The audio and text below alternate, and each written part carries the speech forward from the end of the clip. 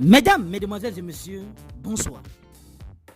Voici la lettre du docteur Claudel Noubissi à Samuel Eto'o. Les détails sur cette lettre tout à l'heure. Dans une lettre ouverte à Samuel Eto'o, docteur Claudel Noubissi exprime son admiration pour la légende du football. Malgré les critiques et les obstacles qu'il a dû affronter, Samuel Eto'o est devenu une icône mondiale grâce à sa bravoure et son ascension fulgurante. Dr Noubissi encourage Eto'o à avoir ses critiques comme une forme d'amour et à surmonter les vents forts qui accompagnent sa réussite. Car chaque grand rêve comporte de grands obstacles. Lettre du docteur Claudel Noubissi à Samuel Eto'o. Lettre ouverte à Samuel Eto'o.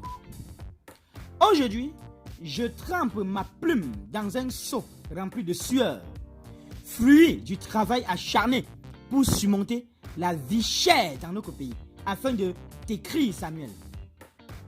Au nom, qui suis-je pour t'appeler Samuel? Quel sacrilège! Légende de Samuel, notre emblème. Ton parcours est une histoire fascinante qui inspire tous les Africains. Parti de Nuebel à Douala, tu t'es élevé au sommet avec une bravoure stupéfiante. Combien d'humiliations as-tu subi depuis tes parents qui n'avaient pas de statut social élevé, jusqu'aux discriminations dans tes clubs, sans oublier le racisme que tu as affronté au plus profond de toi-même. Comme un aigle, tu t'es élevé et tu as toujours surmonté les obstacles de manière légendaire pour devenir une icône mondiale. Samuel, ou plutôt légende Samuel, tu es désormais une légende, oui, et cela ne changera jamais.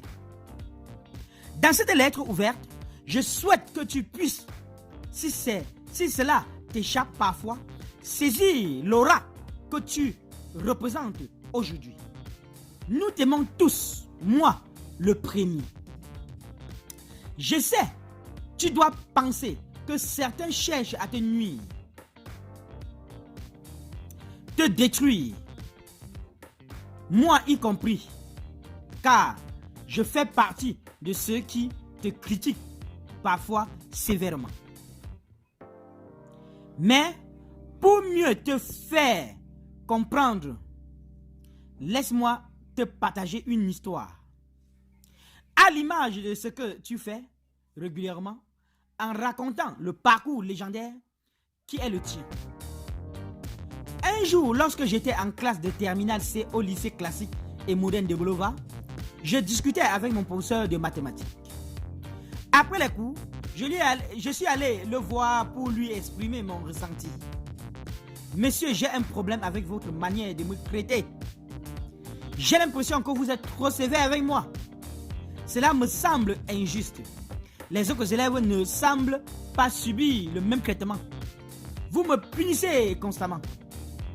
Sa réponse, brève mais marquante, résonne encore dans mon esprit. Mon petit, on est toujours plus exigeant avec les meilleurs.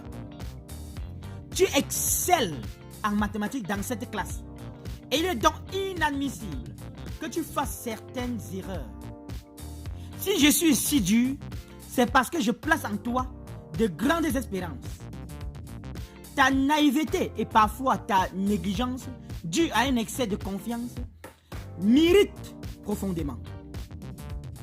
Ma sévérité est une marque d'affection, car je serais profondément déçu si tu ne réalisais pas ton potentiel. Cette conversion m'a beaucoup marqué et j'aimerais qu'elle te touche également, surtout en ces temps difficiles. Je veux que tu comprennes que ceux que tu considères comme tes ennemis sont simplement des personnes avec lesquelles tu n'as pas encore partagé un verre et discuté. Laisse-moi te donner un autre exemple. Une fois, alors que j'étais au boivement chez Malox, un homme a crié mon nom en exprimant son admiration pour moi. Il m'a expliqué avoir publié de nombreuses publications sur Internet en me mentionnant dans l'espoir d'attirer mon attention pour que je le consacre et que nous puissions collaborer. Pendant près de 6 mois, je n'avais jamais réagi à cette tentative. Face à mon silence, il a choisi une approche différente.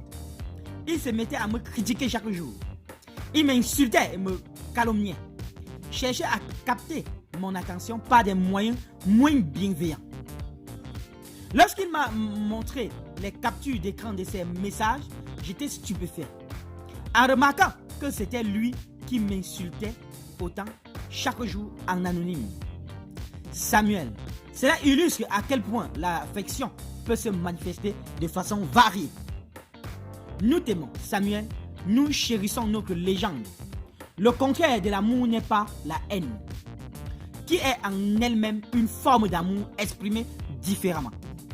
À travers la critique, la calomnie, l'insulte. Le véritable contraire de l'amour, c'est l'indifférence.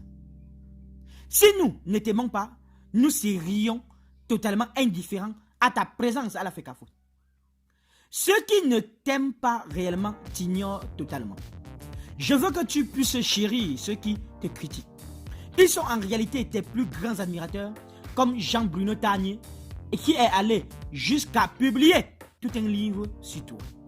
Lana, après d'autres livres antérieurs, toujours centrés sur toi. Quelle preuve d'amour! Enfin, grand frère, ou légende, je veux que tu comprennes ce que tu sais déjà.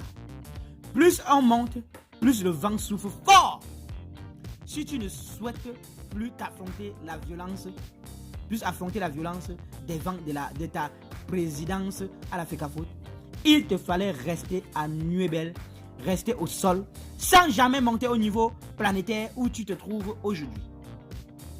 Tu vois, personne ne critique les personnes qui vivent leur vie anonyme à Nuébel, Bilonguer ou Bonapriso, sauf lorsqu'ils décident de devenir des présumés coupables, comme le cas de Bobda.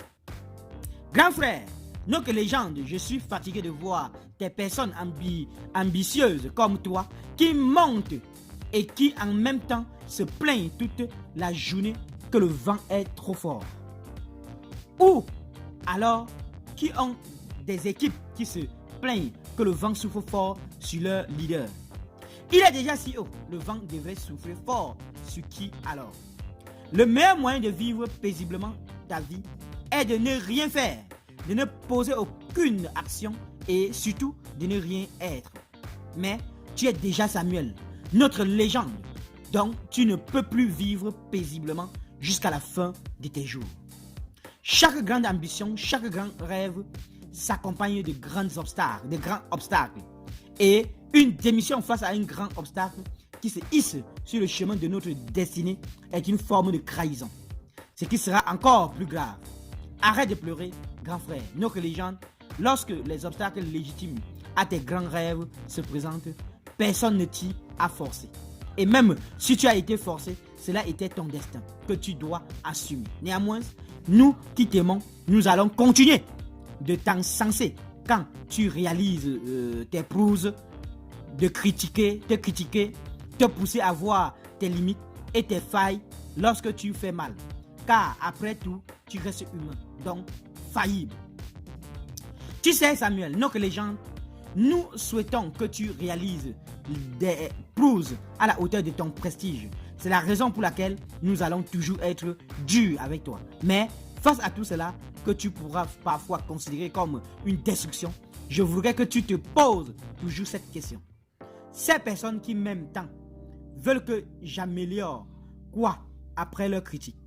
Cette question va te permettre de toujours tirer du bon et sans cesse t'améliorer.